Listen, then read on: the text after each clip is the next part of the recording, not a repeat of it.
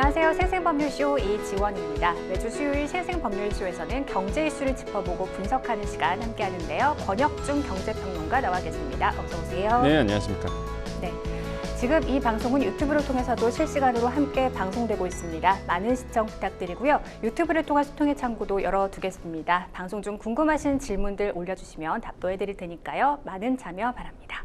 여러분은 지금 생생법률쇼와 함께하고 계십니다.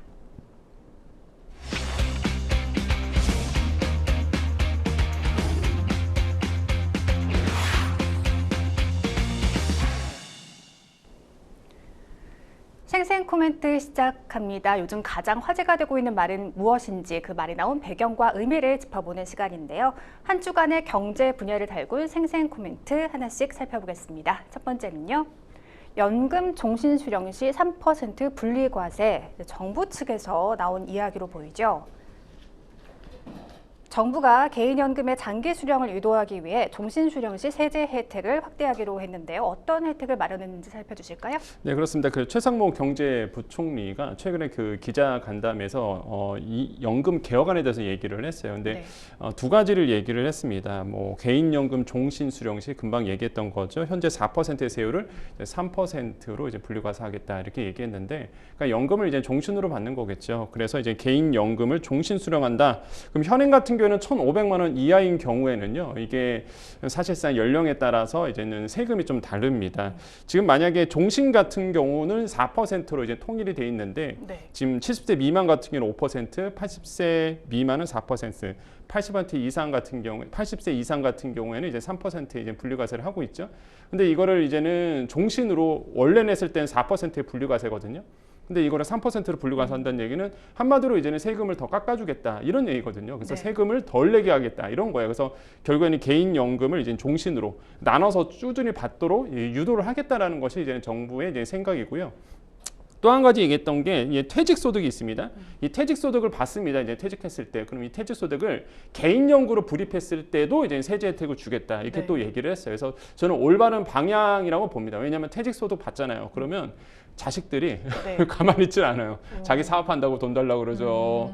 자기 뭐 한다고 돈 달라고 그러죠. 그럼 또 부모의 마음이 안 줄 수가 없어요 또. 그래서 사실상 이제 노후 대책이 안 되거든요. 그래서 이런 분들이 퇴직소득을 아예 그냥 연금으로 돌려버리는 거죠. 그래서 불입을 하게 되는데 그 연금으로 돌리게 되면은 사실상 이제 세제 혜택이 있습니다. 이것도. 그래서 현행 같은 경우에는요, 일단 이거를 연금 수령 시에는 계속 이연을 해줘요. 만약에 그 연금으로 개인연금으로 돌린다 그러면 세금이 없습니다 일단. 근데 이제 나중에 수령했을 때는 당연히 이제 세금을 내야 되는데, 네. 이게 이연된 퇴직소득세가 이제 70% 같은 게 10년 이하 같은 분들은 이제는 한 70%를 이제는 세금을 내게 되고, 그 다음에 이제는 한 60% 이렇게 분리과세를 적용이 되는데, 근데 지금 요번에 이제 앞으로 얘기했던 것이 20년 초과 연금, 그러니까 20년 초과해서 연금을 나눠서 이제는 연금 수령한다 그러면 전체 그 소득에 대해서 50%만 그러면 이제는 세금을 내겠도록 하겠다. 왜냐하면 70%, 60%인데 이걸 50%니까 세금이 더 깎아지는 거겠죠. 네. 그래서 이런 어떤 구간도 새로 만들겠다라고 이제 정부가 얘기했어요. 그래서 뭐 종합해드리면 이겁니다. 그러니까 퇴직자들, 그 다음에 이제는 노후 대책을 잘 할 수 있도록 세제 혜택을 주겠다. 그래서 장기적으로 나눠서 연금을 받도록 하겠다. 이게 이제는 정부의 이제 생각이다라고 말씀을 드립니다. 네, 정부가 최근 발표한 연금 개혁안의 쟁점 중 하나는요, 바로 자동 조정 장치입니다. 이를 두고 계속해서 논란이 일고 있는데요. 정부가 자동 조정 장치를 도입하려는 이유가 무엇일까요? 그러니까 자동 조정 장치는요, 아마 이렇게 생각하시면 돼요. 일단 연금은 어쩔 수 없이 고갈이 됩니다. 이제 네. 지금의 연금 개혁은 뭐냐면 이 고갈 시기를 뒤로 늦추는 게 사실 연금 개혁 아니거든요. 그래서 이제 현행대로 놔두면 55년도에는 고갈이 되다 보니까 이 개혁을 통해서 한마디로 이제는 보험료율도 지금 현행 9%인데 한 13%로 이제 올리겠다 얘기하고, 그다음에 소득 대체율도 지금이 이제 40%인데 이걸 42%로 소득 대체율도 높이겠다 얘기하고 있거든요. 그럼에도 불구하고 기금은 고갈이 된단 말이죠. 네. 그래서 이제 나온 게 바로 자동 조정 장치인데, 이게 뭐냐 그러면, 그러니까 이제 고갈이 되니까 이거에 대해서 이제 예를 들어서 인구 통계학적으로 사람들이 연금을 많이 받는 뭐 기대 수명이 늘어나잖아요. 그러면은 조금 덜 받자 이거죠. 한마디로 내가 연금 받아야 될 거를 좀 덜 받게 되고, 그러면 이제 고갈 시기가 더 뒤로 밀리게 되겠죠. 그래서 이런 인구 통계학과 비례해서 이제는 조정이 되는 거죠, 자동으로. 그래서 이게 자동 조정 장치인데 되게 예민한 문제입니다. 현황상 본다 그러면 뭐 선진국에서도 사실 이게 도입이 되고는 있는데 네. 사실 우리나라에선 처음으로 지금 이제 논의가 되고 있는 거거든요. 그래서 자동 조정 장치를 좀 보겠습니다. 그래서 기금 고갈을 좀 최대한 늦추겠다는 것이 보관인 거고, 이거를 이제 세 단계로 나눴어요, 정부는. 그럼 자동 조정 장치가 언제 도입이 되느냐, 이거에 따라서 네. 좀 달라지거든요. 그래서 1항과 2항과 3항이 있습니다. 1항 같은 경우에는요, 일단은 36년에 자동 조정 장치가 도입이 되는 거예요. 그러면은 언제 되느냐, 기금 고갈 시점이 이제는 77년까지 됩니다. 그럼 77년이면 굉장히 더 늘어나는 거겠죠. 그래서 더 많은 분들이 사실 연금 걱정하지 않도록, 그래서 최대한 고갈 시기를 뒤로 밀리게 되는 거고, 네. 그 다음에 이제는 49년도에 이제 도입이 돼요. 이게 이안인데 이게 수지 적자 5년 전이거든요. 이렇게 된다 그러면 기금의 고갈 소진 예상 시점이 79년 이렇게 정도 됩니다. 그래서 이렇게 되는 거고, 그 다음에 이제는 좀 보면은 수지 적자가 이제 4만인데 요게 한 77년 정도 되거든요. 그래서 좀 이게 보면은 기금 고갈 시점을 최대한 이제 뒤로 밀리는 게 이제 자동 조정 장치다, 이렇게 이해하시면 돼요. 그런데 네. 이게 굉장히 예민한 게, 자동 조정 자체가 도입이 된다 그러면 일단은 예를 들어서 기대 수명이 길어지고 사람들이 더 오래 살아요. 그러면 이제 연금 수급자 입장에서는 금액이 작아집니다. 나오는 금액이 작아진단 말이에요. 그러면 이제 노후에 대한, 지금도 사회 노인 빈곤율이 거의 40% 된단 말이에요. 그러니까 노인 빈곤율이 이렇게 센데 OECD 선진국 같은 경우는 20%밖에 안 되거든요. 그러니까 네. 노인 빈곤율이 이렇게 많은 상황에서 자동 조정 장치가 도입이 된다? 그렇게 된다 그러면 더 빈곤율이 높아질 수 있다라는 이제 비판도 나오고 있어요. 그래서 이게 굉장히 예민한 문제고, 사회적 합의가 안 되면 사실 진행하기가 좀 어려운 문제가 있습니다. 그래서 아마 이거는 지금 정부가 안을 던진 거고, 이게 뭐 통과됐다 이런 건 아닙니다. 네네. 정부가 개혁안을 들고 온 거고, 이제 국회에서 이 1, 2, 3안이 이제 논의가 돼서 과연 뭐 국회에서 어떻게 이거를 수립을 할지, 계획을 수립할지 뭐 지켜보셔야 되겠습니다. 자동 조정 장치가 통과되면 연금 수령자의 동의 없이 자동적으로 연금이 삭감이 되는 그렇죠. 거잖아요. 예, 이게 당연히 이제 법안이잖아요. 네. 그러다 보니까 나와 상관없어요. 내가 뭐 그렇게 의지가 있어서 되는 게 아니라 자동으로 조정되거든요. 그냥. 네. 그래서 내 연금이 이제는 좀 덜 나오게 되는 부분이 있다. 그래서 지금 굉장히 예민한 문제고, 지금 민간 뭐 공적연금 강화 국민행동 측에서 네. 이번에 이제 얼만큼 깎이느냐를 이제 계산을 해봤어요. 사실 네네. 이번에. 그래서 그 각 연령별 시뮬레이션 결과가 나왔는데, 만약에 자동 조정 장치가 도입이 된다라고 본다 그러면 일단 71년생 나오고 있습니다. 이게 내년이면 54세가 되신 분들인데요. 일단 연금 수급 시점이 36년에 들어간단 말이에요. 그런데 이제 기존에 뭐 말 그대로 내가 받는 금액이죠. 그래서 40%, 현행이 40%입니다. 소득 대체율이. 그럼 4억 3,685만 원 정도 받는데, 이제 정부의 개혁안이 이제 소득 대체율이 42%가 되는 거예요. 그러면은 소득 높아지겠죠, 당연히. 소득 대체율이 높아지니까. 그래서 4억 4,150만 원, 115만 원 정도가 되는데, 근데 이제 자동 안정 장치가 도입이 됩니다. 그러면 36년, 49년, 54년 이렇게 되어 있는데요. 일단은 71년생 같은 경우 36년에 만약에 자동 조정 장치가 도입이 된다. 그러니까 빠르게 도입이 되는 거잖아요. 그러면 이제 금액이 당연히 떨어집니다. 그래서 3억 한 6천만 원 정도 돼서 한 7천만 원 정도를 이제 덜 받게 되는 거예요. 기존 안에. 소득 대체율 40% 비교해서 본다 그러면 49년도에는 4억 한 2,400만 원 정도 이렇게 되거든요. 그래서 이제는 71년생, 80년생 쭉 나오는데, 제가 이제는 딱 그 71년생과 80년 사이란 말이에요. 그래서 유심히 봤습니다, 저도. 그래서 그러면 내가 언제 연금 수급을 받고, 만약에 자동 조정 장치가 도입이 되면 얼마나 덜 받게 되는 거야? 라고 본다 그러면 80년생 가볼까요? 45년부터 이제 수급 실전이 되는데, 기존 현황대로 가면은 이제 5억 5,600만 원을 받게 돼요. 총 합해서 본다 그러면. 근데 자동 조정 장치가 도입이 돼서 36년에 도입이 된다 그러면 거의 1억 원 정도가 이제 덜 나오게 되는 겁니다. 네네. 그래서 이렇게 해서 이제는 사실상 이제 많은 분들이 연금액이 이제 조절이 될 수밖에 없고, 근데 그럴 수밖에 없는 게, 만약에 자동 조정 장치가 도입이 안 된다 그러면 기금 시점, 고갈 시점이 빠르게 돌아가다 보니까 사실상 그렇게 되면 안 되잖아요. 그래서 이제는 어쩔 수 없이 정부는 이 자동 조정 장치를 들고 왔고, 선진국에서는 사실 이게 도입이 되고 있는 부분이 있어요. 뭐 일본이라든지 미국이라든지 여러 나라에서 뭐 비슷하게 이런 자동 조정 장치가 도입이 되다 보니까 뭐 우리나라도 도입을 하자라는 얘기가 지금 나오고 있다고 말씀을 드립니다. 네, 연금의 가치 하락에 따라 노후 소득이 감소하는 만큼 정말 일각에서는 반발이 거센 상황입니다. 네. 이제 어떻게 바라봐야 될까요? 그러니까 저는 개인적으로 보면은요, 일단 뭐 자동 종전 자체는 논외로 쳐도 일단 네. 개혁안은 통과가 돼야 된다고 봐요. 일단 지금 보험료율이 9%거든요. 네. 사실 선진국의 OECD 선진국 대비해서 보면은요 반도 안 됩니다. 거의 평균이 18% 넘어가거든요. 네. 그러니까 사실상 너무 낮았어요. 근데 그동안 보험료율을 높이지 못했던 이유가 선거 때문에 그렇죠. 네. 그러니까 표심 때문에 정치인들이 이걸 해야 될 때 개혁을 못했단 말이에요. 그러다 보니까 계속 현행 9%로 남아 있다 보니까 결국에는 연금이 고갈될 수밖에 없고. 그래서 저는 지금 이제 정부 안은 13%로 올리는 거, 이거는 사회적 합의가 된 상태입니다. 이건 국회에서도 한번 논의가 됐던 네네. 부분이에요. 그래서 아마 보험료율은 13%로 올릴 거 같고요. 그다음에 소득 대체율이 좀 이슈인데, 소득 대체율은 이제는 내가 받았던 소득에서 내가 연금을 냈을 때 그 기간 동안의 평균 소득에서 연금으로서 몇 퍼센트를 대체해 줄 거냐 이거잖아요. 그러면 현행이 40%인데 이제 42%로 높여 줍니다. 그래서 이것도 저는 합리적이라고 봐요. 그래서 최대한 연금 고갈 시점을 늦춰줘야 되는 부분이고, 그래서 지금 이제 연령대별로 이 보험료율 인상을 조절하려고 그러잖아요, 정부가요. 그래서 나이가 좀 많으신 분들은 빠르게 13%로 보험료를 높이는 거고, 청년들 같은 경우에는 보험료를 많이 내거든요. 오랫동안 내야 되다 보니까 네. 좀 천천히 올리는 부분인데, 저는 뭐 장년층 입장에선 불만이 나올 수 있겠지만은 저는 그렇게 봅니다. 이제는 장년층 같은 경우에는 젊은 층 비교해서 본다 그러면 연금 많이 받는 거거든요. 네. 그러니까 저는 장년층에서도 어느 정도 희생을 해줘. 저도 사실상 장년층이에요. 이제 그러다 보니까 저는 충분히 뭐 감안할 수 있다. 저는 그렇게 생각하거든요. 그렇기 때문에 보험료율이 13% 올리는 거에 대해서는, 이거에 대해서는 반대하지 않았으면. 그래서 저는 22대 국회에서 이번에 좀 국민개혁, 이 연금 개혁안이 좀 통과가 되기를, 그래서 자꾸 정치에 맞물리다 보니까 이게 통과가 안 되고 늦춰지게 되고 결국에는 사회적 문제 비용이 더 커지고, 그래서 이번에 22대 국회에서 좀 빠르게 통과가 되기를 좀 희망해 보겠습니다. 네, 사실 젊은 계층 입장에서는 여전히 억울하게 억울하죠. 마련이거든요. 네. 네. 또한 정책이 도입이 잘 되기 위해서는 연착륙과 사회적 합의가 반드시 필요하다는 점 기억해 주시면 좋겠습니다. 네. 이어서 다음 생생 코멘트 만나볼까요? 역대 가장 빠른 속도. 이 발언 어떤 이야기인지 쉽게 짐작은 되지 않지만 대단하다는 생각이 드는데요.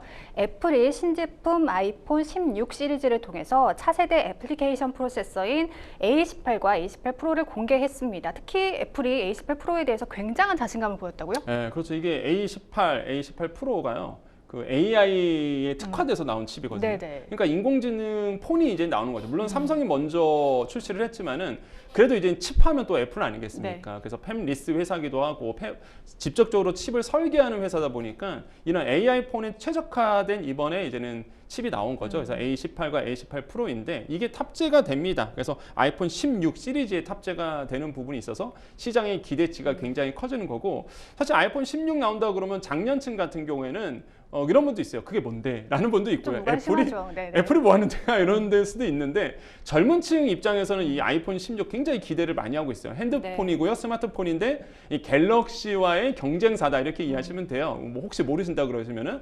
근데 이제는 이 아이폰 16이 이번에 출시가 되는데 특징은 AI 폰이라는 거죠. 그래서 AI 폰 특화돼서 이번에 나오게 되는 거고, 그래서 보통은 아이폰이 처음 출시가 되면은요, 일단 하이 모델 있고 상위 모델이 있는데, 보통은 그랬어요. 하이 모델 같은 경우에는 전에 썼던 칩이 들어가는데 이번에는 다 A18, A18 프로, 그러니까 최신 칩이 하이 모델이나 상위 모델 다 들어갑니다. 그런 이유가 이제는 AI에 특화돼 있잖아요. 네. 그럼 AI를 처리하기 위해서는 이런 특화된 칩이 다 들어갈 수밖에 없는 부분인 거겠죠. 그래서 이번에 좀 특징이 있다. 그래서 과거와 다른 새로운 모델이 이제는 아이폰이 이제 탄생이 된다라는 게 시장에서는 굉장히 기대하고 있고, 지금 뭐 기존 세대에 비해서 15% 성능 향상이 있을 것이다라고 이제 시장에서 예상하고 있고요. 또한 시스템 메모리 대역폭도 17% 증가했다. 그 다음에 이전 세대보다 뭐 칩 보면 20% 전력 소모량이 더 줄어들 거다. 이렇게 이제 기대를 하고 있어서 발열도 적고, 그 다음에 처리 속도도 굉장히 빠르고,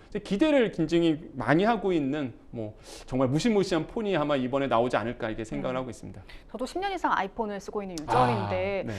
비쌉니다, 너무. 이번에도 얼마나 비쌀지 네. 궁금한데, 애플의 괴물치 공개로 앞으로 삼성전자의 행보에 관심이 쏠리고 있습니다. 어떤 전략을 세워야 할까요, 삼성 입장에서? 그러니까 항상 이래요. 이제 정치 현황을 이제 분석한다 그러면 일단 뭐 어려운 얘기도 있고 쉬운 얘기도 있는데, 네. 뭐 시청자 입장에서, 내 입장에서 이게 뭐가 어떤 영향을 주는 건데, 그래서 소왓을 좀 생각해 보면은 핸드폰 사실 분들은 좀만 기다리셔야 될 것 같아요. 삼성전자가 그 물량 풀 수밖에 없거든요.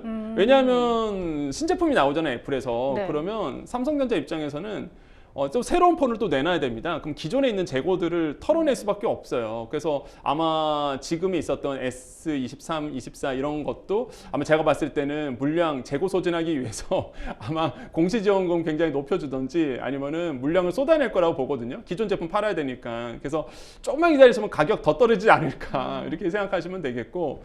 그래서 지금 일단은 삼성전자에는 발등에 불이 좀 떨어졌다라고 생각을 해봅니다. 삼성전자는 사실 자체 칩은 없거든요.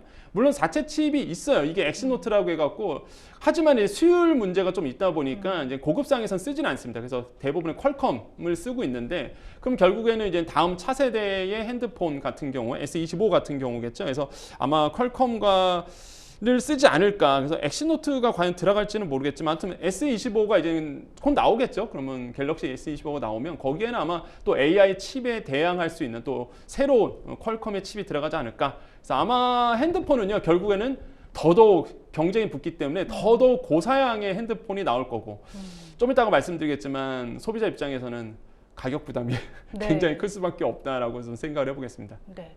근데 갤럭시를 쓰던 사람은 갤럭시를 계속 쓰고 네. 아이폰을 쓰던 사람은 아이폰을 계속 쓰잖아요. 근데 가격이 낮아진다고 해서 그게 좀 구매를 할 수 있는 매력이 좀 소구할 수 있을지는 의문이 네. 들긴 들긴 합니다. 애플의 새 아이폰 16과 관련된 이야기는 잠시 후 이슈 픽스에서 다 자세히 다루겠습니다. 이어서 다음 생생 코멘트 만나볼까요? 미국 경제 연착륙 중 무슨 이야기인지 볼까요? 미국의 경기 침체 우려로 연준의 기준금리 인하폭을 둘러싼 불확실성이 커지고 있는데요. 이 가운데 제닛 옐런 재무부 장관이 미국 경제에 대해서 위험 신호가 없다는 긍정적인 입장을 밝혔어요. 네, 그렇습니다. 그 재무부 장관이죠. 사실 우리나라로 본다 보면 기재부 장관 이렇게 이해하시면 돼요. 그래서 사실상 이 앨런 장관이 이런 얘기를 합니다. 이제 미국 경제는 경착륙이 아니라 이제 연착륙하고 있다 이렇게 얘기했는데 그렇게 얘기할 수밖에 없는 게 시장에서 지금 가장 불안해하는 게 그 미국 경기의 둔화, 경기 침체 이거를 아래 공포라 보통 얘기하죠. 그래서 네. 이런 침체를 굉장히 걱정하고 있는 상황이었거든요. 거기에 이제는 제닛 옐런 장관이 아니다라고 이제는 얘기를 한 겁니다. 시장에 이제 안정감을 주기 위해서 이제는 얘기를 했다라고 보시면 되겠고요. 그래서 지금 미국 경제는 연착륙 중이다라고 이제 이야기를 하고 있습니다. 당연하겠죠. 금리를 그렇게 높여놨는데 당연히 이제는 침체로 꼭 갈 수밖에 없는 부분인데 이게 완만하게 떨어지느냐 급하게 떨어지냐 그 차이거든요. 완만하게 떨어져야 되겠죠. 그래서 미국 경제는 그렇게 흘러가고 있다. 올바른 방향으로 가고 있다라고 이제는 앨런 장관은 이제 이야기를 하고 있습니다. 그래서 지금 이런 얘기를 해요. 우리가 살펴보는 위험 지표인 뭐 자산 밸류에이션 이게 뭐냐면 이제 평가 가치라든지 레버리지 그러니까 부채 부분이겠죠. 이런 부분은 뭐 괜찮아 보인다. 지표 사항 본다 그러면 괜찮다라고 이제 시장의 안도감을 이제 표현하고 있고요.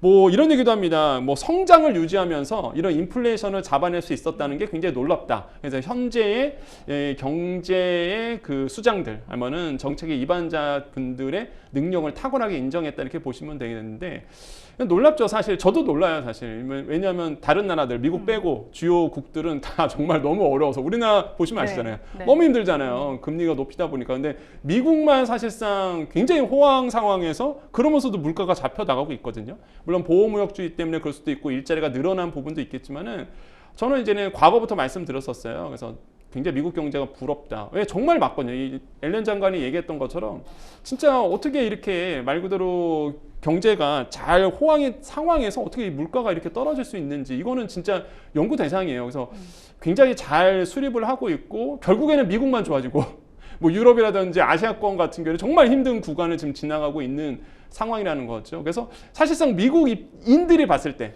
미국 사람들을 봤을 때는 환호할 만한 목소리지만 제 개인적으로 봤을 때, 뭐 대한민국 사람으로서 봤을 때, 그렇게 좋아 보이진 않습니다. 사실 우리나라도 어느 정도 이런 패턴으로 가면 좋을 텐데 굉장히 좀 강달러 지속 가운데서 우리 원화 약세도 계속 있었고 그동안 눌려왔었고 그래서 굉장히 뭐 주식이라든지 인플레이션 때문에 고통을 받았던 섹터들이 굉장히 많았거든요. 어쨌든 간에 뭐 미국 입장에서는 뭐 호황 가운데서 물가도 잡아나가고 있는 부분이고 이제는 지계 정책의 입안대로 정책했던 대로 이제 금리 그러니까 물가도 떨어지고 있는 상황. 그래서 굉장히 좋은 상태로 지금 가고 있지 않을까라고 좀 생각을 하고 있고요. 다만 이제 주식 시장에 대한 이제 불안감은 좀 뭐 높아지고 있다라고 좀 말씀을 드립니다.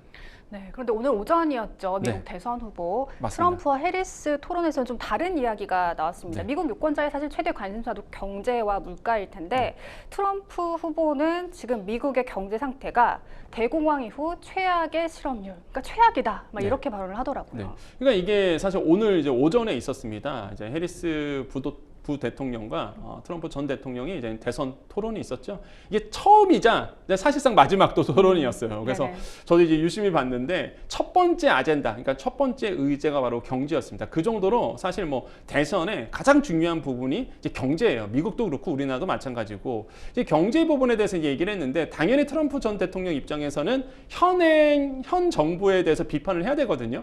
가장 좋은 게 바로 경제 이슈겠죠. 그래서 현 경제가 굉장히 안 좋다라고 이제 강조를 하고 있는 부분이겠고, 그래서 그 부분에 대해서 이제 공략을 했던 부분입니다. 네. 근데 사실상 이제는 해리스 부대통령이 반론했던 것이 아니 트럼프 대통령이 집권했을 때가 더 안 좋았다라고 이제 얘기를 하면서 반론을 했거든요. 그래서 네. 사실상 봤을 때 진짜 경제 미국 경제가 안 좋느냐라고 봤을 때 저는 그렇게 보지는 않아요, 사실상. 그래서 해리스 부대통령이 팩트 지적을 했거든요. 그래서 이런 부분에 대해서 오히려 더 설득력이 있었다. 미국 경제가 지금 보면은 물가 상승률 굉장히 잡아나고 있고요. 금리도 이제 조만간 인하를 합니다. 그래서 아까도 말씀드렸지만은 객관적으로 봤을 때 미국 경제만 호황이었어요. 우리나라 뭐 유럽 국가는 굉장히 안 좋았고 일본도 마찬가지고, 그래서 제가 봤을 때는 뭐 이런 기조가 계속적으로 흘러가고 있다라고 보시면 되겠고요.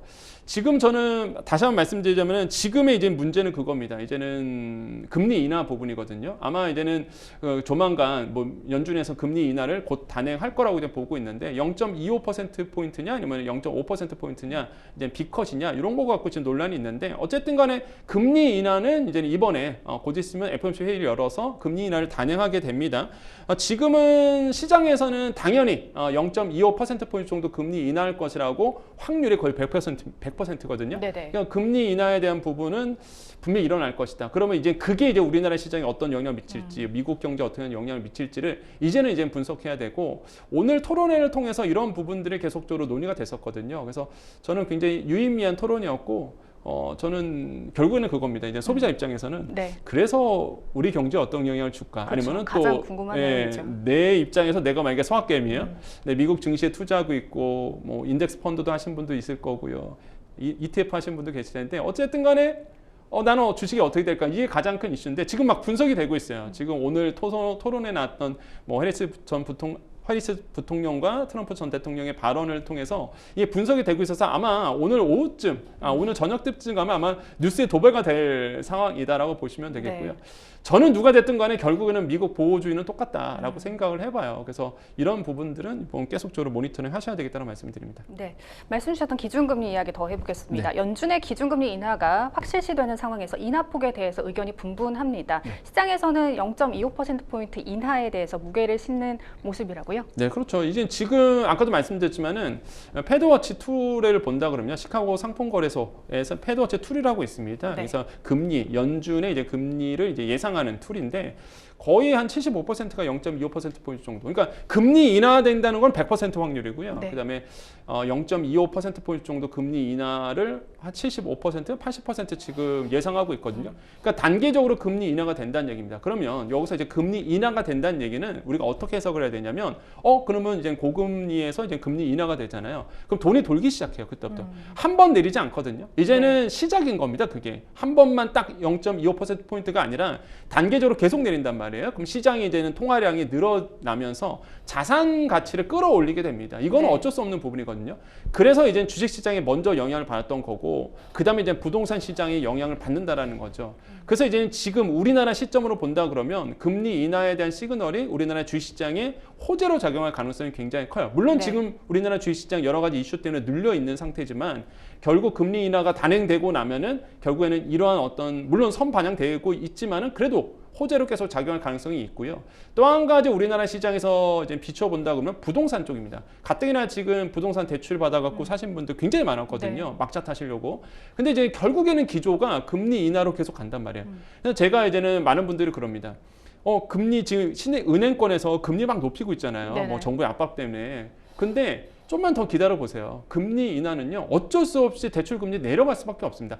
아무리 가상금리 은행들이 높여도요, 기준금리 자체가 내려가면 대출 금리 내려갈 수밖에 없거든요. 지금이야 대출 금리 많아지니까 정부의 압박 오니까 은행권들이 금리 높이면서 대출 금리 높게 책정하고 있는데, 이제 금리, 미국 금리 내려가죠. 우리나라 기준금리도 따라서 내려가죠. 그러면 대출 금리도 어쩔 수 없이 내려가게 돼요. 그래서 만약에 지금 내가 당장 뭔가 이렇게 대출을 받아서 집을 마련한다, 아니면 내가 대출이 필요하신 분들은 아마 조금만 기다리시면 더 좋은 위치에서 더 좋은 상품, 더 좋은 적절한 금리의 상품들을 만나볼 수 있다는 거죠. 그래서 그게 기조예요. 그렇기 네. 때문에 이런 어떤 현황도 잘 이제 이해를 하고 계셔야 되겠습니다. 네, 다음 주죠. 다음 주에 FOMC 회의가 열리지 네. 않습니까? 어떻게 전망하시나요? 저는 당연히 금리 인하죠. 그래서 저는 0.25%포인트 정도 금리 인하할 것이다 보고 있고요. 저는 오히려 빅컷이 일어난다, 0.5%포인트 정도 금리 인하한다라고 본다 그러면 제가 봤을 때는 결코 좋은 시그널이 아닙니다. 그러니까 네. 이게 경기가 너무 위축이 되고 있다. 그러니까 경기가 너무 안 좋다라는 걸 반증하는 거거든요. 그러기 위해서 그걸 살리기 위해서 금리를 과감하게 떨어뜨리는 거예요. 그래서 저는 그렇게 시장에서 그렇게 해석할 거라고 보고 있어요. 물론 뭐 주식시장 입장에서 본다 그러면 뭐 0.B컷, 0.5%포인트 정도를 반영하고 있다라고 하는 분들이 있지만은 저는 오히려 그렇진 않고요. 만약에 정말 B컷이 일어나면 시장이 그만큼 안 좋다라는 것을 반증한다. 그럼 오히려 자산시장에는 좋지 않다라고 생각을 하고 있습니다. 그래서 결국에는 지금의 지표를 보더라도요, 급격하게 금리를 내릴 이유는 없거든요. 네. 그래서 0.25%포인트 정도 금리 인하가 단행될 것이다. 저는 예상하고 있습니다. 네. 반면에 일본 중앙은행이죠. 연내 최소 한 차례 더 금리를 올릴 수 있다는 전망이 나오고 있습니다. 국내 증시의 불안감이 좀 움트고 있죠. 이게 좀 심각해요. 사실 지금 일본 중앙은행이 지금 금리를 한 번 더 올리겠다는 얘기하고 있거든요. 네. 되게 아이러니하죠. 미국 금리 내리려고 하고 있어요. 우리나라도 이제 금리 내리려고 합니다. 근데 일본은 오히려 금리를 높이려고 해요. 그런 이유가 사실상 이제 많은 은행들이 그때 이제는 우리 코로나 터지고 나서 일어난 다음에 경기가 막 너무 안 좋아지니까 미국부터 이제 금리 올리기 시작했거든요. 네. 근데 일본은 반대로 갔단 말이에요. 그러다 보니까 금리가 너무 낮았습니다. 근데 이제 지금 또 반대가 된 거죠. 그래서 일본은 너무 낮은 상태에서 금리를 올릴 수밖에 없는 상황이 되는 거고, 그렇게 되면 무슨 일이 일어나냐? 엔캐리 트레이드 현상이 일어날 수밖에 없어요. 엔캐리 트레이드는 뭐냐면 그냥 낮은 금리에서 돈을 빌려서 금리가 높은 쪽으로 투자하는 기법입니다. 그래서 엔을 빌려요. 워낙 금리가 낮으니까 엔화를 빌려서 미국 가서 달러 투자하는 거거든요. 이게 지금의 경제 트렌드였습니다. 네. 투자하신 분들이 이거 안 하면 바보로 갈 정도로 일본 가서 엔화 빌려서 미국 가서 투자했거든요. 그런데 금리가 낮았던 엔화가 이제 금리를 높이겠대요. 그럼 이제 투자하신 분들은 가만히 앉아서 손해를 보게 생긴 거죠. 그러니까 이제 금리를 한 번 더 올린다 그러니까 많은 투자자들이 그 돈 갖고 나스닥에 투자했었는데, 미국 채권 투자했었는데 이거 금리 높인다 그러니까 손해를 보니까 파는 거예요. 미국 이제 증시가 떨어지는 이유가, 우리나라의 증시가 오늘도 마찬가지입니다. 하락하고 있는 이유가 이 일본 은행에서 금리 높인다 그러니까 그러면은 이제 나스닥에서 물량들 돈 있는 거 다 팔아서 이제는 엔화 갚아줘야 되잖아요.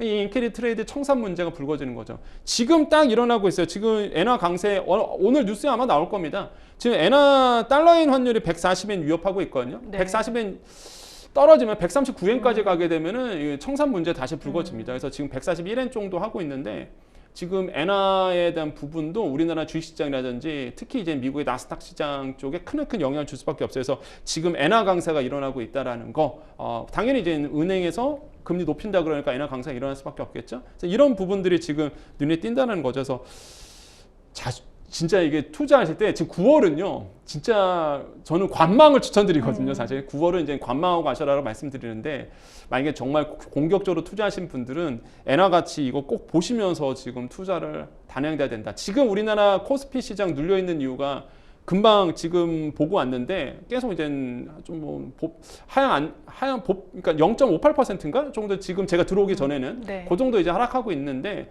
이게 이제 엔화 가치 때문에 지금 좀 영향을 받고 있다라고 좀 평가를 해보거든요. 그래서 이런 부분도 좀 유심히 보셔야 되겠습니다. 그러니까 우리 증시 크게 눌린 상황입니다. 그럼에도 여전히 엔화는 저평가 상태인 건 확실하지 않나요? 그렇죠. 그래서 지금 이제 금리 자체를 높이려고 하는 이유가 뭐 일본의 이제는 수출 문제도 있겠고요. 그냥 워낙 그 내수가 안 좋다 보니까 이런 문제도 아마 영향을 영향을 주고 있는 것 같은데 어쨌든 간에 지금 상황을 본다 그러면 주식시장이 그렇게 호재는 아닙니다. 네. 그러니까 엔화 가치가 오른다는 거는 결국에는 이제 엔캐리 트레이드 청산 문제가 불거질 수밖에 없는 부분이다 보니까 그게 좋은 상태는 아니고 시장에서는 그럼에도 불구하고 엔캐리 트레이드 청산이 8월 달에 한번 있었잖아요. 8월 5일 날 블랙 먼데이 때 그때 네. 이슈 중 하나가 엔캐리 트레이드 청산 때문에 이렇게 폭락했던 부분인데 네네. 그때처럼 다시 일어나지는 않을 거야라고 보고 있는 몇 가지 이유가 좀 있죠. 그래서 지금 일단은 뭐 급격한 청산 가능성 없다. 왜냐하면 미국 경제가 연착륙하고 있는 상황이고 그 다음에 일본의 이제 추가 금리 인상이 결국에는 한 차례 정도 있어봤자 한 차례 정도이기 때문에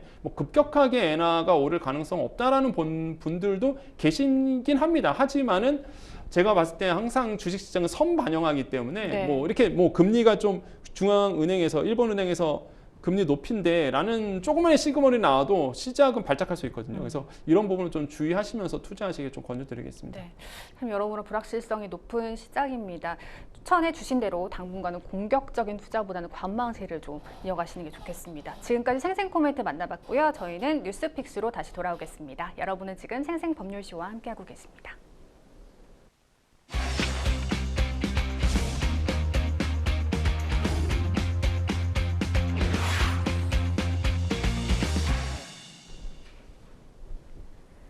분야별 가장 핫한 소식을 집중 분석해보는 시간이죠. 뉴스픽스 시작하겠습니다. 매주 수요일 경제 분야 주요 이슈들을 짚어보고 있는데요. 오늘 만나볼 첫 번째 주제는요. 차례상 비용 또 올라 잡히지 않는 추석 물가입니다. 추석 차례상 비용이 지난해보다 또 올랐습니다. 추석 차례상 올해는 얼마면 차릴 수 있을까요? 지금 보면은 평균 봤을 때 이제 4인 가족 기준입니다. 네. 20만 9,094원 정도 이렇게 나왔거든요. 네. 그러니까 한 20만 원 정도가 든다라고 보시면 되는데 요거는 이제 전통시장과 대형마트 좀 다릅니다. 그래서 평균적으로 봤을 때 20만 원 정도고 지난해보다 한 1.6% 더 드는 것으로 이제는 조사가 됐죠. 그래서 그 중에서 이렇게 크게 뛰었던 이유가 배추 때문에 그렇습니다. 이제 배추 가격이 또 심상치가 않아요. 1년 전보다 94%나 비싸졌거든요. 그러니까 엄청 굉장히 비싸더라고요. 네, 배추 네. 많이 비싸졌고 그다음에 무도 마찬가지입니다. 이게 평년과 비교해서 58% 올랐기 때문에 뭐 추석 차례상에 채소 올리기, 과일류는 좀 떨어졌는데 채소값이 계속 오르고 있어서 아마 굉장히 좀 부담이 되실 것 같고요. 그렇게 오를 수밖에 없는 게 이제 열대와 있었고 폭염이 있었습니다. 지금 보시면 아시겠지만 과일, 채소, 소매 가격 이렇게 나오고 있죠. 채소류 같은 보겠습니다. 배추 같은 경우가요, 300g 단위인데요. 이게 봤을 때 전년 대비해서 한 25% 정도 이제 올랐고요. 무도 한 56%, 시금치 48% 이렇게 올랐고요. 과일류는 이제 그나마 좀 사과 같은 경우, 배 같은 게 떨어졌는데 그런 이유가 일단 제철 과일이잖아요. 8월 네. 되면 이제는 사과가 나오기 시작합니다. 네. 그래서 일단은 전년 대비해서 한 13%, 그다음에 10% 떨어진 이유 보시면 되겠고, 그다음에 특히 사과 배가요 이번에 작황이 좋았어요. 그래서 물량이 좀 나오고 있습니다. 그래서 가격이 떨어졌고 또한 기저효과이기도 합니다. 작년에 너무 비싸갔고요. 네. 그래서 이제는 작년과 대비해서 보다 보니까 조금 하락한 부분들이 나오고 있죠. 이런 부분들이 이제 눈에 띄는 거고 채소류가 가장 많이 좀 오르고 있다라고 좀 생각을 해보겠습니다. 네, 오름세를 보이던 과일 가격은 잡혔는데 채소류나 수산물 가격은 여전히 들썩이고 있는 것으로 보입니다. 이 가운데 7대 생필품 중 밀가루, 라면 등 5개 가격이 내렸다고 하는데요. 이제 좀 안정세에 들어가는 추세라고 보면 될까요? 그렇죠. 이제 7대 생필품 보통 보면요. 네. 뭐를 7대 생필품이냐? 밀가루, 라면, 설탕, 달걀, 우유, 화장지, 식용유 이 7가지를 7대 필수 생활용품 이렇게 보거든요. 그 중에서 5가지는 내렸습니다. 밀가루, 라면, 설탕, 달걀, 우유 요거는 이제 내렸어요. 요건 내렸는데 오른 게 화장지랑 식용유가 좀 올랐습니다. 네. 특히 밀가루가 3.5% 내렸거든요. 밀가루 내다 보니까 당연히 라면 값도 내리게 되겠죠. 그래서 이렇게 또 물가를 본다 그러면 조금씩 이제 하향 안정화되는 추세이긴 합니다. 근데 다시 한번 말씀드리지만 상승률이 둔화될 뿐이지 이게 네. 사실상 너무 많이 오른 상태잖아요. 지금 그래서 물가가 높은 건 맞아요. 그래서 서민들이 굉장히 좀 힘든 상황을 구간을 좀 지나가고 있다라고 저는 생각을 해봅니다. 그래서 많은 분들이 그러시죠. 뉴스에 보면은 뭐 물가가 뭐 상승률이 둔화됐다던데 네. 이렇게 됐는데 둔화된 건 맞죠. 2% 나왔으니까. 그런데 다시 한번 말씀드리지만 상승은 되고 있잖아요. 그리고 작년에 워낙 많이 올랐기 때문에 네. 이게 계속 그 물가 지수가 계속 되고 있는 거거든요. 그래서 지금 많은 분들이 조금 부담되시는 분들이 많다라는 거죠. 그래서 안심하긴 이르다라고 저는 생각을 해보겠습니다. 네, 밀가루 가격이 내렸다고 하는데 그러니까 빵 가격은 저는 좀 체감을 많이 하거든요. 작은 빵 하나에 4,000원, 5,000원 합니다. 네. 그러니까 가격이 내리면은 좀 함께 내리는 건 못 보고 네. 오르면은 또 한꺼번에 맞아요. 확 오르더라고요. 네. 자, 그런가 하면 올해 추석 상여금을 지급하는 기업이 사상 최저치를 기록했다는 조사 결과가 나왔습니다. 추석 맞은 기분이 제대로 나지 않을 것 같은데요. 왜 네. 이런 걸까요? 그렇죠. 이게 추석 상여금이라는 게 뭡니까? 결국에는 이제는 추석 보너스 이거잖아요. 네. 근데 이제 근로자 입장에서 추석 상여금 자체를 받는 분들도 좀 적어졌고요. 또 기업들 입장에서 주기가 좀 어려운 기업들도 많아졌다는 네. 뜻이에요. 이게 보면은요. 올해 추석 상여금 지급 기업을 10곳 중 5곳에 못 미쳤다라는 통계가 지금 나오거든요. 이게 보면은 47%만 추석 상여금을 주겠다라고 얘기를 하고 있습니다. 그 뜻은 뭐예요? 나머지 분들은 기업 입장에서 추석 상여금을 못 준다는 얘기고 추석 보너스 못 주는 이유를 물어봤습니다. 왜 못 줘요? 이렇게 물어봤더니 힘들어서요. 이렇게 얘기를 하는 기업들이 많았다는 거죠. 아니면은 이제 선물로 대체했기 때문에. 근데 보통 그렇잖아요. 추석 되면은 또 기분 좋은 게 선물도 받고 추석 상여금도 받고 요 맛인데 근데 이제는 선물로 줬기 때문에 상여금을 안 준다. 이렇게 응답하신 기업들도 많았거든요. 그 뜻은 네. 뭐냐면 기업들이 안 좋다는 얘기입니다. 지금 여력이 줄 여력이 안 된다는 얘기를 해서 굉장히 지금 우리나라의 현실을 실물 경제를 잘 보여주고 있는 통계라고 저는 생각을 해보겠고, 근데 아이러니하지 않나요? 뭐 뉴스 보면은 우리나라의 이게 경상수지 3개월 흑자됐다, 수출도 10개월 넘게 잘 되고 있다.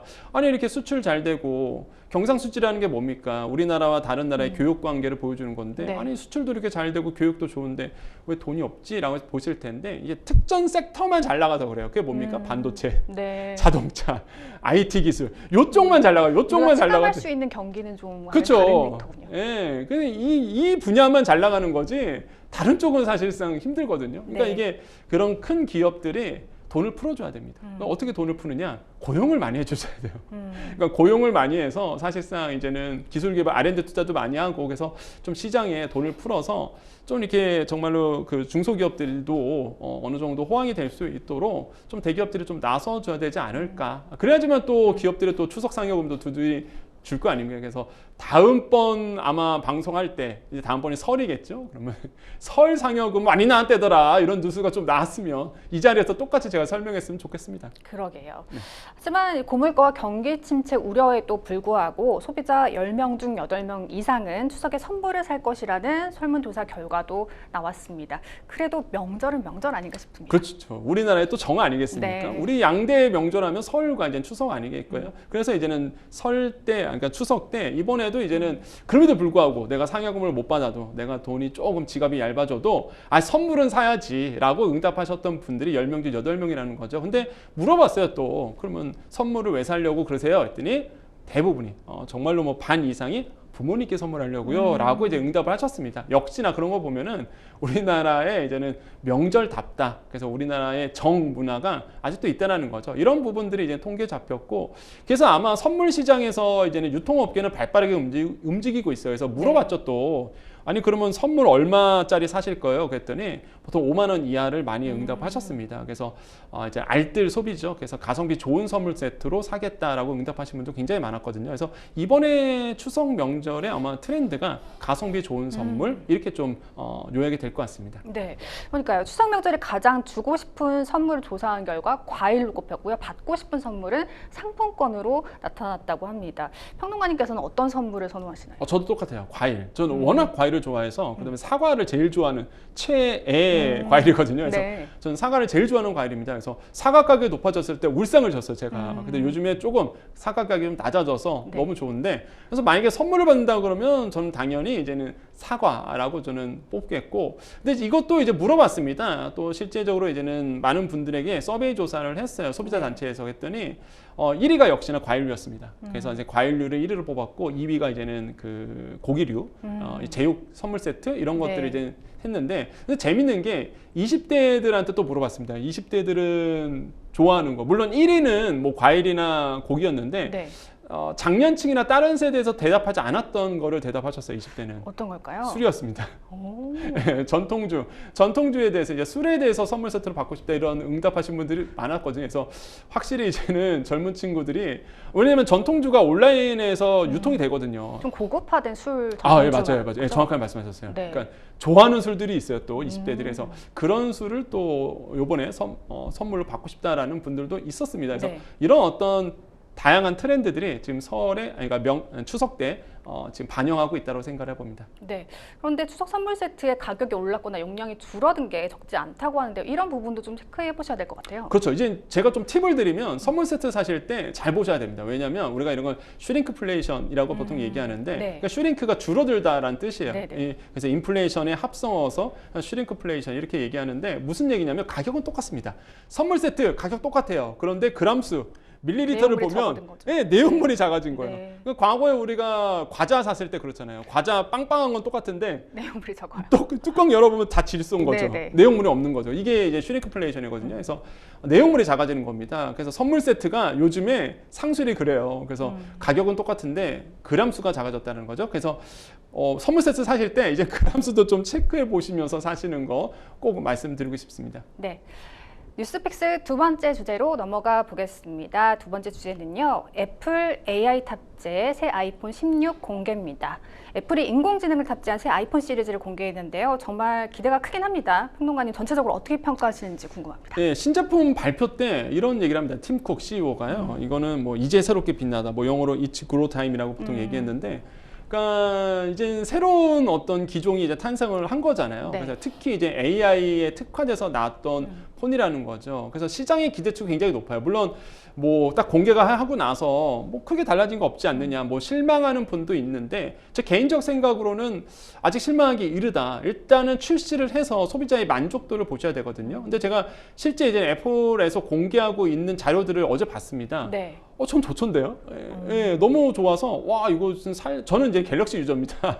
저는 삼성 갤럭시를 쓰고 있지만 혹할 만큼. 예, 애플 네. 다시 저도 원래 애플을 썼었거든요. 네네. 아이폰을. 그래서 아이폰을 사고 싶다 할 정도로 저는 굉장히 AI 폰에 대한 좀 이따 설명드리겠지만 특화된 기술들이 굉장히 좋았다라고 말씀을 드립니다. 네, 올해 아이폰 16에는요, 아이폰 15 프로의 액션 버튼을 그대로 물려받았다고 합니다. 새 버튼 2개가 추가가 됐다고요? 예, 카메라 그 컨트롤인데 네.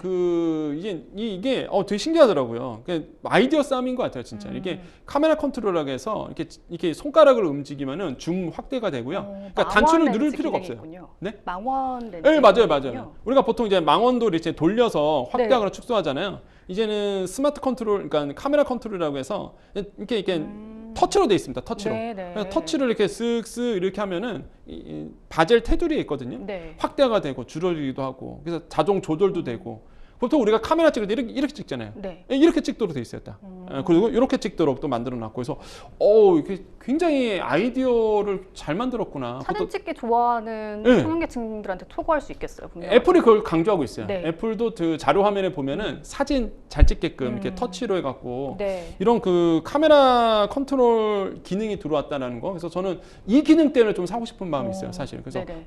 굉장히 삼성이 또 작업 받겠구나 이런 생각을 하는데, 그래서 이런 카메라 컨트롤 기능이 들어왔고요. 그다음에 5배 광학줌 망원 카메라가 들어왔다고 합니다. 그러면 이게 5배 망원이잖아요. 그러니까 그 애플이 홍보할 때 그 망원 카메라 시리즈를 다 보여줍니다. 그래서 이 5대의 아니면 뭐 7가지의 렌즈를 들어간 거나 똑같다. 카메라 기술이. 네. 사실 우리가 DSLR 카메라 보면 이게 렌즈 갈아 끼잖아요. 네.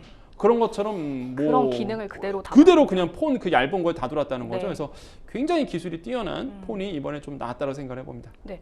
무엇보다도 모든 아이폰 16 모델은요, 애플의 새 AI 시스템 애플 인텔리전스를 사용할 준비를 하고 있다고 합니다. 가장 큰 변화 아닐까 싶어요. 일단 첫 번째가 칩이 AI에 특화돼서 나왔다는 거죠. A18 칩이고요. 굉장히 빠른 속도라고 말씀드립니다. 그럼 뭐가 바뀌느냐? 일단 이번에 새로 나온 애플을 쓰게 되면 이렇게 됩니다. 급하게 날렸어요. 메모를. 저도 메모 많이 쓰는데 네. 막 날려 쓴 메모를 텍스트로 알아서 다 바꿔주기도 하고요. 네네. 원하는 이모티콘도 알아서 생성해 주고요. 그 다음에 이제 이런 것도 있습니다. 저도 많이 공감하는데 사진을 찍다 보면은 이게 어디에 들어가 있는지 언제 찍었는지 모르잖아요. 네. 내가 그 설명만 대충 써놓으면 AI가 알아서 찾아줘요. 너무 좋은 기능 같아요, 이거. 그래서 그런 기능도 이번에 들어오게 되고, 그 다음에 편지 많이 받습니다. 이메일. 특히 저처럼 업무하신 분들은 네. 그 이메일도 요약해줍니다. 알아서 AI가. 그 다음에 뭐 약속들, 스케줄도 알아서 정리를 해주고, 그 다음에 또 시리라고 있잖아요. 그래서 뭐 이렇게 부르는데, 시리야 오늘 날씨 알려줘. 이렇게 보통 많이 하시잖아요. 이게 인공지능인데 대화형 챗봇이죠. 이런 예, 갑자기 얘가 이제 인식을 하네요. 네네. 그래서 이제 그 이런 부분들도 이제는 나오고 있다는 거죠. 이제 이런 챗봇을 통해서 이제 얘기가 된다라는 거. 그래서 이렇게 보면은 제가 봤을 때는 이번에 그 AI 폰, 그 다음에 애플이 새롭게 내놓았던 이 폰의 기대치가 굉장히 많아지고, 다만 아쉬운 건 그렇습니다. 그러니까 미국 영어로 되는 거는 바로 출시가 되는데 한국어 버전으로는 패치가 좀 늦게 예, 출시되거든요. 한참 기다리셔야 될 것 네. 같은 생각이 많이 든다라고 말씀을 드립니다. 네, 뉴스픽스 마지막 주제로 넘어가 보겠습니다. 롤러코스터 증시 금투세 영향은입니다. 내년 1월 시행을 앞둔 금융투자소득세가 증시 화약고로 떠올랐습니다. 금투세가 정확히 무엇이고 개인 투자자들은 왜 불안해하고 있을까요? 이 금융투자소득세입니다. 예를 들어 볼게요. 내가 주식 투자를 했습니다. 국내 네. 주식에. 그래서 소득이 국내 주식 투자해 갖고요. 5천만 원이 넘어갔어요. 그러면요. 이제 5천만 원 이상에 대해서 소득을 매기게 됩니다. 그게 네. 22%예요. 그러니까 상당한 수준. 기본세율이 20%고 네. 지방소득세까지 하면은 10% 붙이니까 22% 되거든요. 그러니까 사실상 그러실 겁니다. 무슨 주식 투자해 갖고 5천만 원 이상 어떻게 벌어? 버시는 분이 있어요. 꽤 있죠. 꽤. 있어요. 네. 버시는 분들이 있습니다. 그러면 사실상 이 금투세에 해당하신 분들이 우리나라의 그 개인 투자자 중심으로 본다 그러면 1%도 안 돼요. 근데 이제 그 극소수가 사실상 네. 우리나라의 주식 시장을 이끄는 부분이 있습니다. 큰 근데 손들. 네. 그렇죠. 큰 손들이죠. 만약에 이 사람들이 항상 이게 연말에 만약에 이 금투세 때문에 만약에 매도세를 던진다 그러면 어떻게 되겠습니까? 흐름이 뭐 완전히 네. 뭐 연말 가서는 그냥 매도 폭탄 나올 수밖에 없는 거고요. 네네. 이게 또 하나의 문제가 이 금투세가요. 개인 투자자에게만 적용이 되고 기관 투자자들에게 적용이 안 돼요. 그러니까 이게 불만인 거예요. 개인 투자자들은. 그러면 개인 투자자들에게 너무 불리하다. 그럼 큰 손들은 다 빠져나갈 거고 왜 기관 투자자들은 그럼 세금 안 내냐. 이런 문제가 불거지는 거죠. 형평성에 맞지 않다.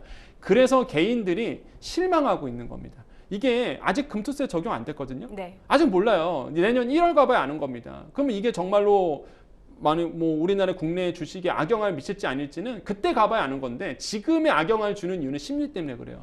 예, 개인 투자자들에게 불리하다는 것 때문에 많은 분들이 뭘 하느냐. 국내에서 투자를 안 합니다. 지금 다 미국 가시거든요. 그러니까 그쵸. 지금 국장은 안 한다 이런 얘기가 나와요. 국장 안 하고 미장 간다 뭐 이런 얘기가 나올 정도로 우리나라 국내 코스피 코스닥에 실망해서 이제 떠나시는 분들이 굉장히 많아졌거든요. 그러다 보니까 수급이 아예 없어요. 외국인들에게 다 주도가 됩니다. 그러다 네. 보니까 그래서 이런 문제가 지금 일어나고 있는 거죠. 그래서 이게 이제 금투세의 지금 시장을 영향을 주고 있는 부분이라고 말씀드립니다. 네, 금투세 시행이나 또는 이후에 완전 폐지냐 이런 세 가지 선택지로 볼 때 각각 시장에는 어떻게 영향을 미칠까요? 결국에는 정치권의 영역입니다. 지금은 네. 일단 손을 떠났고요. 결국에는 이제는 정치권에서 해결할 수밖에 없는 영역이고요. 일단은 그 정치권 안에서도 이제 민주당에 이제 달려 있는 거죠. 왜냐하면 민주당 쪽에서 계속적으로 지금 금투세에 대해서 그대로 가야 된다는 주장이 있는 반면 또 민주당 안에서도요. 이걸 약간 유예하자 아니면 네. 보완하자는 얘기도 계속 나오고 있거든요. 네. 그래서 결국에는 시간이 얼마 남지 않았습니다. 내년 1월부터 적용이 돼요. 그렇기 때문에 지금 뭐 10월 달, 11월 달 추석 금방 가잖아요. 네. 추석 끝나면 10월 달, 11월 달 안에는 해결을 나와야 줘야 됩니다. 그럼 시장이 안도할 수 있거든요. 그래서 뭐 그게 완화가 됐든 유예가 됐든 간에 뭐 그대로 가던 간에 뭐 정리가 꼭 필요해 보인다라고 말씀을 드리겠고요. 확실한 건 금투세에 대해서 개인 투자자들의 굉장히 불안감은 굉장히 높다. 불확실성이 굉장히 큰 이슈다라고 다시 한번 강조를 해드리겠습니다. 네, 말씀해 주신 대로 당초 금투세 시행을 주장한 야당 내부에서도 유예 필요성이 제기된 상황입니다. 당분간 금투세로 인한 증시 불확실성이 계속될 전망인데요. 개인 투자자는 물론 좀 증시 한 축인 외국인의 투자 심리에도 좀 상당한 영향을 미칠 것으로 보여요. 그렇죠. 지금의 장은요. 외국인들이 주도하고 있어요. 지금 삼성전자 보시면 아시겠지만 뭐 외국인들이 계속 매도합니다. 막 네. 물량 다 털어내거든요. 그걸 또 개인이 다 받아주고 있는데 근데 외국인들이 주도될 수밖에 없는 상황이 왜 그러느냐. 과거에 동학개미 운동이 있었습니다. 외국인들이 매도세를 던져도요. 동학개미 운동 하시는 분들이 다 받아줬단 말이에요. 주가가 안 떨어져요. 근데 네. 지금은 다 떠나셨어요. 지금 미국으로 다 떠나셨거든요. 그러다 보니까 지금 외국인들이 주도하게 됩니다. 외국인들이 지금 팔고 있잖아요. 지금 뭐 9월달 들어와갖고요. 계속 매도세를 던지거든요. 네. 그러면 이거를 받쳐줘서 어느 정도 지수를 끌어올려야 되는데 물량이 없어요. 수급이 안 들어오니까 팔면 떨어지는 겁니다. 계속 팔면 떨어져요. 삼성전자, 뭐 SK하이닉스, 외국인들이 매도세 던지면 다 떨어집니다. 삼성전자가 우리나라의 시총 20%를 차지하거든요. 그러니까 삼성전자가 떨어지면 코스피 떨어져요. 지수가 떨어지니까 그게 또 되돌리게 되는 거예요. 또 지수가 안 좋아지니까 또 떠나게 되고 수급이 안 몰리고.